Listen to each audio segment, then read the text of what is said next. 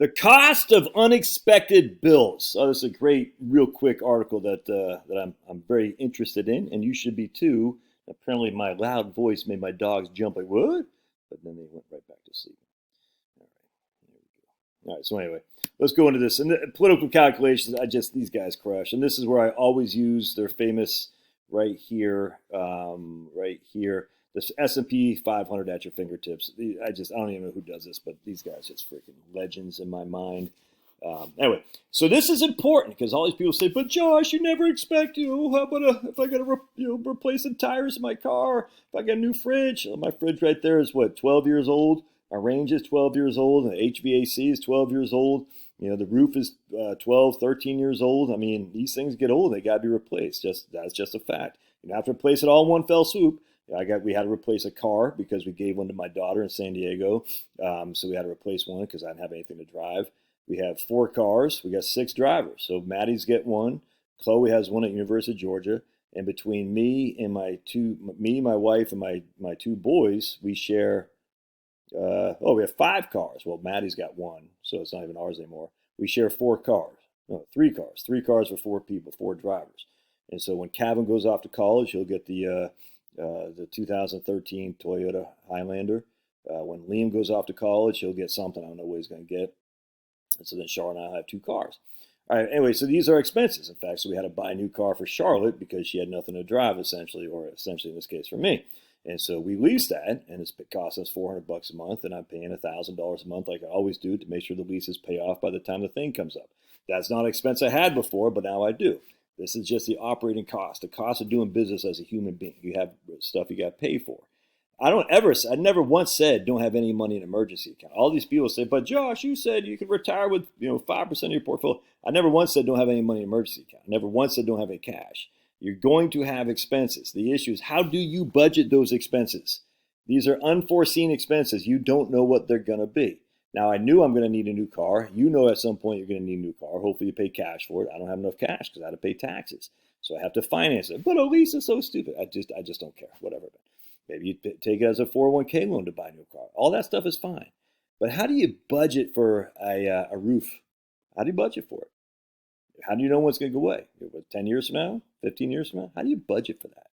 Which is why you have cash. You don't know. You don't know how much it's going to cost, when you're going to need it. How do you budget for, I got dementia. I got to buy long-term care insurance. Okay, that's fine. I got long-term care insurance. You're 62 years old. You're really going to buy long-term care insurance to cover you for something that may or may not happen to you 25 years from now? It seems like a probability that's not worth it, in my opinion, when you could just hold the money, sit there, and allow it to grow. I've never said you just spend all your money down. A lot of people think I say like, oh, you say people can retire with Social Security. What about this, that, and the other? I said, man, we always want to have some liquidity. Some liquidity. I've never once said you don't. Anyway, but check this out. Your car broke down, you can't get to work. You injure yourself, you need to go to the emergency room. Something broke at your house, you need to get fixed right away. All right. Well, there may be kinds of things for you which may not have a specific plans to address. They are exactly the kinds of things which many personal financial people say you should have emergency savings for. Unexpected costs of car repair. You can see right here. The low, average, and high. About $1,500 on the high end. I think you got to hover over this. Yeah, $1,500 on the high end, $550 on the low. All right, now that's in 23, 20, 24. So I had to get new tires for Maddie's car because I drove it out to San Diego to deliver it to her, and that was $900 or something like that. I had to get new tires for Charlotte's. No, I had to get new tires. I forgot what it was. That was $900 or something like that. I had to get my 2017, which is another reason I'm never going to buy another GM. I had a Dodge Durango. I had to replace the Bluetooth, the radio thing. I was like, that costs like freaking $1,500, dude. It's crazy. So you got to be kidding me. And so all these expenses I had to pay for out of pocket. It sucks, you know what I'm saying? But how many times am I going to have to do that? Hopefully not that much.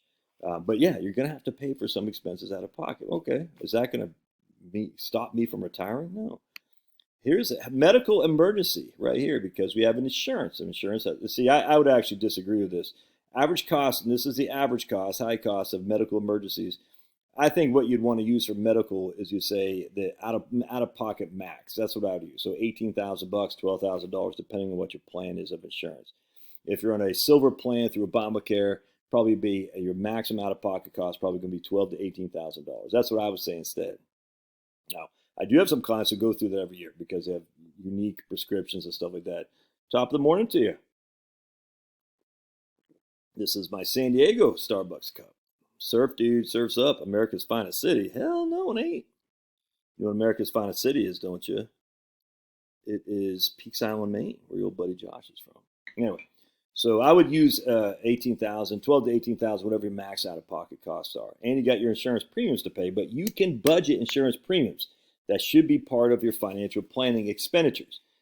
But unless you're expecting that you're going to need your max out-of-pocket expense, I wouldn't really budget that. I just keep enough money, liquidity, in order to finance it, or not finance, to pay for that if that were to come. Home repair is a big one right here. Yeah, so I would even say more than that. A roof. I mean, actually, let's take a look.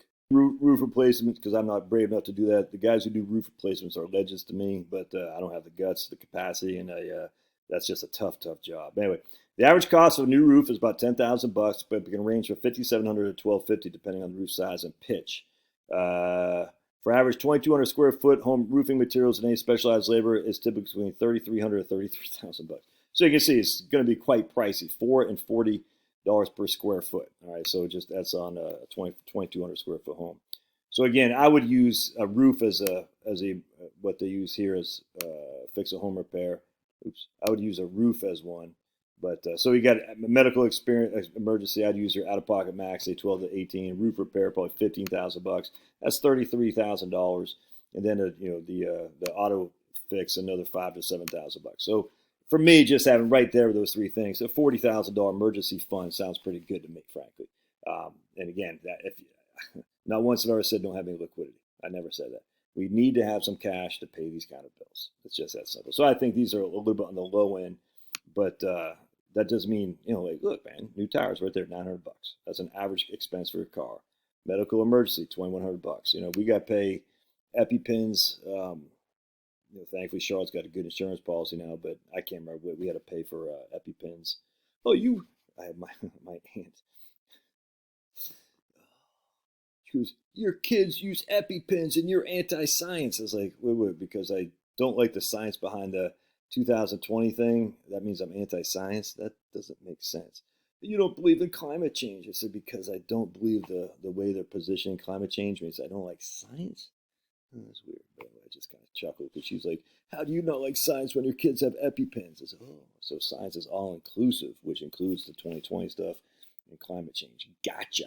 And if you don't like those things, you're anti-science. Anyway, hopefully you keep some spare cash along the way because you need to have it for emergency expenses. All right, love your thoughts. Paw the like button. We'll see you.